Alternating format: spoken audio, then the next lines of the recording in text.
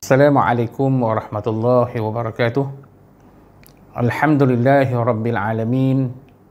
Wabihi nasta'in. Wassalatu wassalamu ala ashrafil anbiya'i wal mursalin. Wa ala alihi wa sahbihi ajma'in. Amma ba'. Alhamdulillah. Pertama sekali marilah kita merafakkan setinggi-tinggi kesyukuran kita kepada Allah Subhanahu wa taala kerana pada malam ini sekali lagi diberi kesempatan oleh Allah Subhanahu wa taala untuk kita meneruskan pengajian bahasa Arab kita bagi siri yang ke-20. Jadi anak-anak pelajar yang sedang berada di rumah ketika ini, pada malam ini Ustaz akan berkongsi topik yang agak penting, iaitulah berkaitan dengan tajuk Al-Jumlatul Mufidah. Yang mana jumlah mufidah ni yang qasimu. Al-jumlah al-mufidah tanqasimu ila qismain. Al-jumlatul fi'liyatu wal jumlatul ismiyah. Jadi pada malam ini Ustaz akan terang apa yang dikatakan jumlah fi'liyah dan apa yang dikatakan jumlah ismiyah. Taib. Kita tengok di depan ini. Al-jumlatul fi'liyah hiya al-jumlatul lati tabda'u bil fi'li. Iaitulah jumlah yang bermula dengan fi'il. Sama ada jumlah itu dengan fi'il bermula dengan fi'il madhi ataupun fi'il mudhari' ataupun fi'il amar. Kalau dia bermula dengan fi'il, jadi kita namakan dia sebagai jumlatul fi'liyah. Baik, yang pertama kita tengok contoh, daraba Muhammadun al-kalba. Tengok kalimah daraba. Daraba ini bermula dengan fi'il madhi. Jadi dia dikira sebagai jumlah fi'liyah. Jadi daraba Muhammadun al-kalba. Yang kedua, yu'allimul ustazu ad-darsa. Jadi yu'allimu ialah fi'il mudhari'. Jadi bila kita tengok kat depan ni, bila dia ada fi'il mudhari' di hadapan bermula dengan fi'il, jadi juga dikira sebagai jumlah al-fi'liyah. Yang ketiga, udrus. Udrusil lughatal arabiyyah. Udrus iaitulah fi'il amar. Jadi kita tengok ketiga-tiga fi'il ini. Yang pertama fi'il madhi, yang kedua fi'il mudhari', yang ketiga fi'il amar. Jadi bila jumlah ini ataupun ayat ini bermula dengan fi'il, sama ada fi'il madhi ataupun fi'il mudhari' ataupun fi'il amar, jadi ayat ini, jumlah ini dikira sebagai jumlah al-fi'liyah. Sebab apa? Sebab jumlah ini dimulai ataupun bermula dengan fi'il. Okey, jelas ya? Ini dipanggil jumlah fi'liyah. Jadi kita tengoklah, kalau jumlah ataupun ayat itu dimulai dengan fi'il, maka dinamakan sebagai jumlah fi'liyah. Baik. Kita berpindah kepada al-jumlatul ismiyah. Al-jumlatul ismiyah hiya jumlatul lati tabda'u bil, mana jumlah yang bermula dengan isim. Tadi mula dengan fi'il, jumlah fi'liyah. Sekarang bermula dengan isim. Contoh, at-talibu nasyitun. Pelajar itu rajin. Jadi at-talibu, kalimah at-talib ini ialah isim. Di antara tanda isim ia ada alif lam.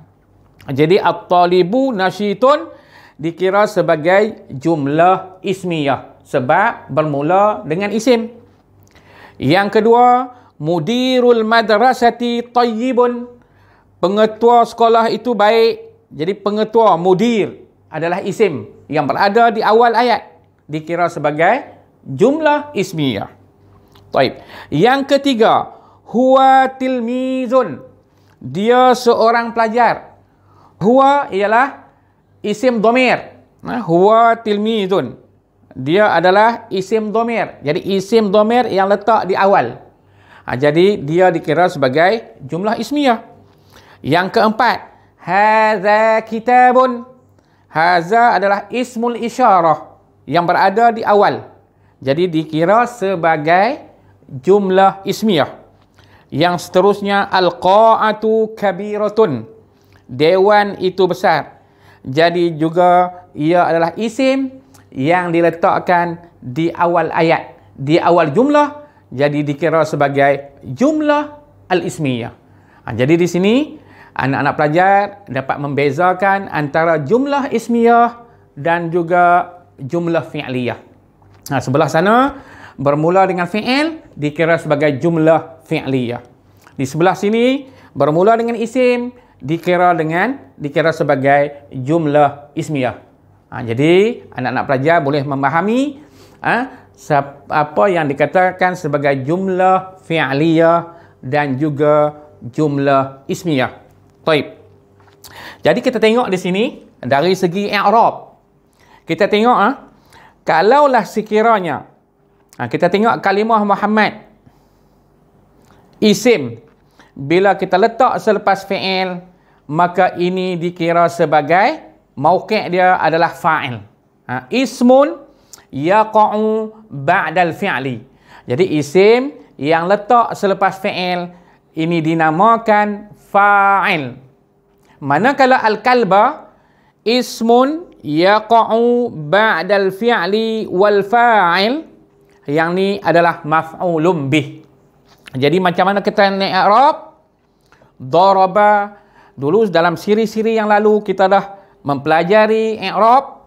Jadi kita tengok daraba fi'lu madin ataupun al-fi'lul madhi. Ingat, bila sebut fi'il madhi mesti mabni.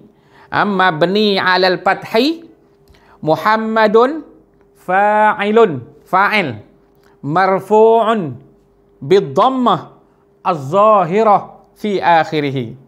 Al-kalba maf'ulun bih mansub wa alamatu nasbihi al-fathah az-zahirah fi akhirih. Jadi anak-anak pelajar ingat, kalau isim letak selepas fi'il jadi fa'il. Isim yang letak selepas fi'il dengan fa'il disebut sebagai maf'ulun bih. Okey, selesai ya yang satu. Yang kedua, yu'allimul ustazu ad-darsa. Yu'allimu fi'lul mudhari'.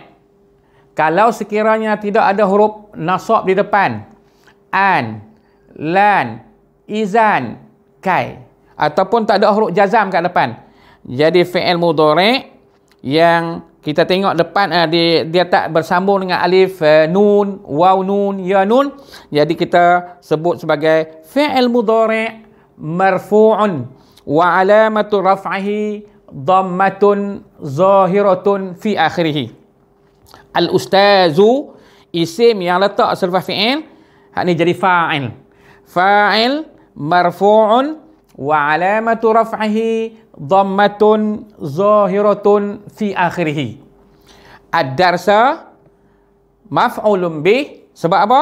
Sebab dia letak selepas fi'il dengan fa'il. Jadi maf'ulun bih mansub wa alamatu nasbihi fathatun zahiratun fi akhirih. Taib. Seterusnya, udrus al-lughatal arabiyyata. Kalau kita baca wasal, sambung, udrusil lughatal arabiyyata. Udrus adalah fi'il amar mabni ala sukun. Jadi mana dia fa'il? Ingat, waktu fi'il amar, fa'il dia hendaklah disembunyikan. Jadi udrus fi'lul amr mabni ala sukun wa fa'iluhu dhamirun mustatirun. Dhamir yang mustatir, tersembunyi. Wujuban taqdiruhu anta. Al-lughata, tadi fa'il dia dhamir mustatir. Al-lughata jadi maf'ulun bih mansub wa alamatu nasbihi fathatun zahiratun fi akhirih. Al-arabiyyata na'atun aw sifatun mansub wa alamatu nasbihi fathatun zahiratun fi akhirih. Okey, jadi selesai di sebelah jumlah fi'liyah. Ingat isim yang letak selepas fi'il disebut sebagai fa'il. Dan seterusnya kita tengok jumlah ismiyah. Kalau isim berada di awal ayat, di awal jumlah, mauqi' dia disebut sebagai mubtada'. Tadi isim yang letak selepas fa'il jadi fa'il. Sekarang isim letak di awal ayat, di awal jumlah. Jadi at-talibu mubtada' marfu'un wa alamatu raf'ihi dhammatun zahiratun fi akhirih. Nasyitun khabar. Ingatlah khabar tak boleh masuk alif lam. Nasyitun khabar marfu'un wa alamatu raf'ihi dhammatun zahiratun fi akhirih. Kemudian mudirul madrasati tayyibun. Mudir adalah isim yang terletak di awal ayat. Mudir kita i'rab macam biasa, mubtada marfu'un wa alamatu raf'ihi dhammatun zahiratun fi akhirih wa huwa al-mudhaf. Sebab sini ada idhafat. Mudhafun ilaih, al-madrasati mudhafun ilaih, hukumnya majrur. Mudhafun ilaih majrurun wa alamatu jarrihi kasratun zahiratun fi akhirih.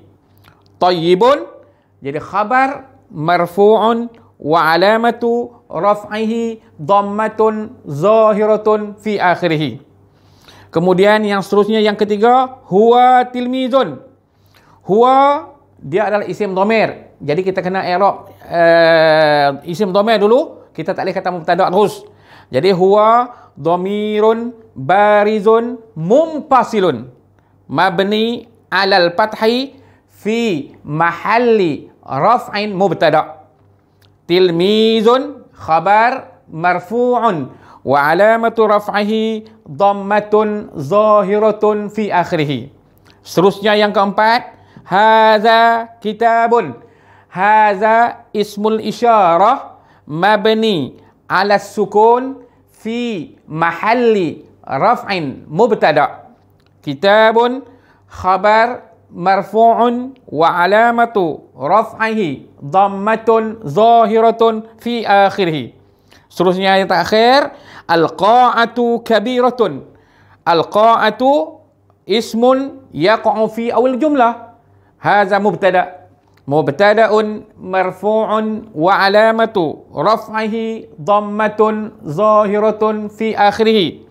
Kabiratun khabar marfu'un wa alamatu raf'ihi dhammatun zahiratun fi akhirih. Taib. Selepas ni kita akan bincang dari segi jumlah ismiyah dan juga fi'liyah secara detail. Dan yang terakhir kita akan ada siri latihan, insya-Allah. Pelajar-pelajar sekalian, kita teruskan lagi perbincangan kita dalam tajuk al-jumlah al-fi'liyah. Baik.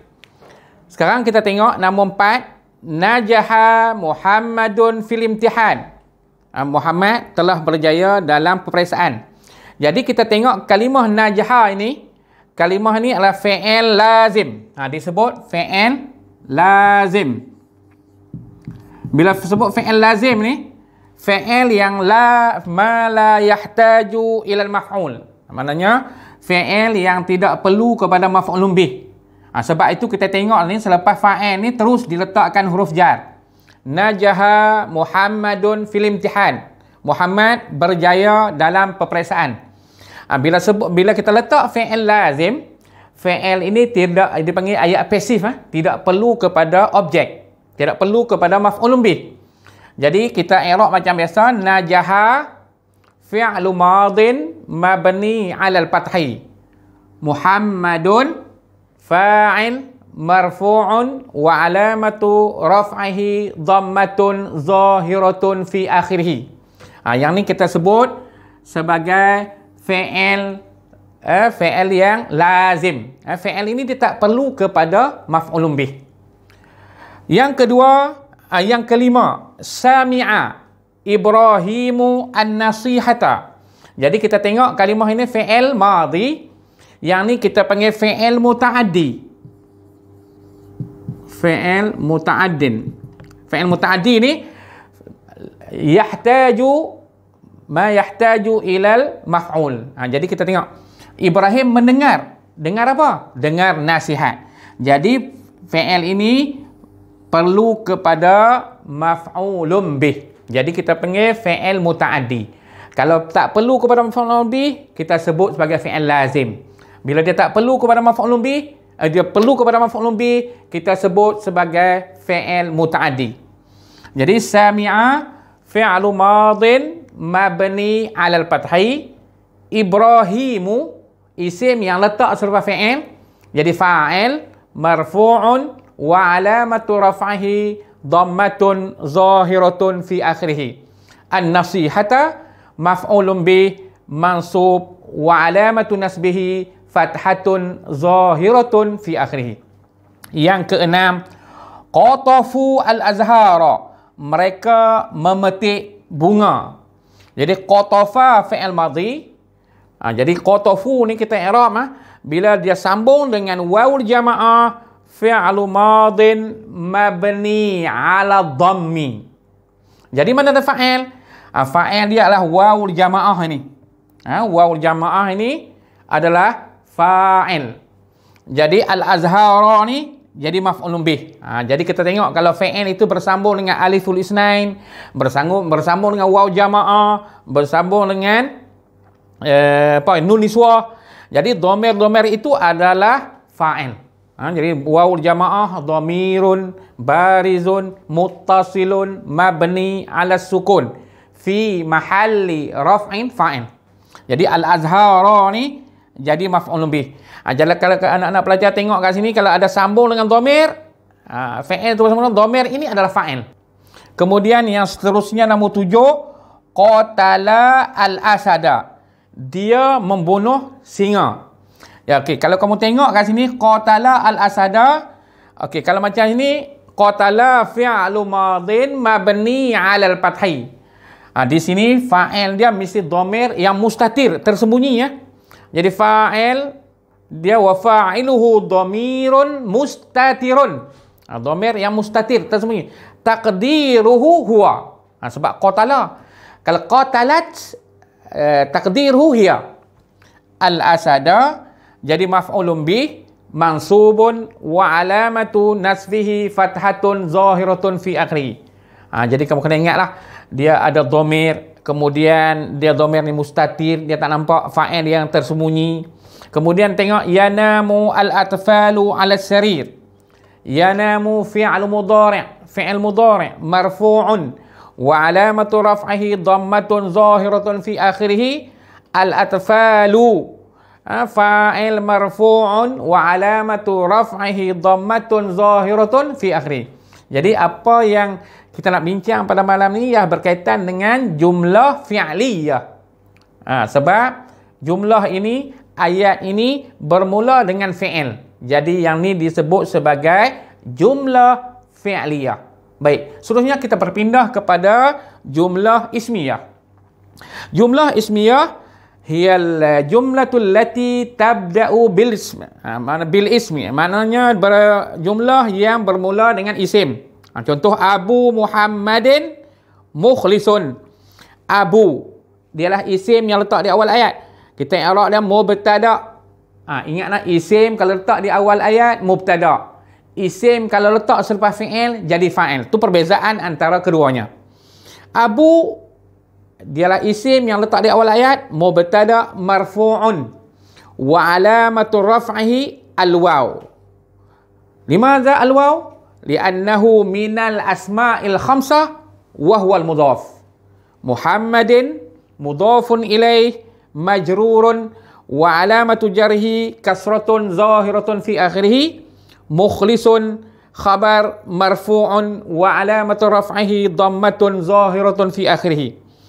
Yang kedua, al-muhandisani mahirani. Al-muhandisani isim yang letak di awal ayat mubtada marfu'un wa alamatu raf'ihi al-alif li'annahu musanna. Mahirani khabar marfu'un wa alamatu raf'ihi al-alif li'annahu musanna.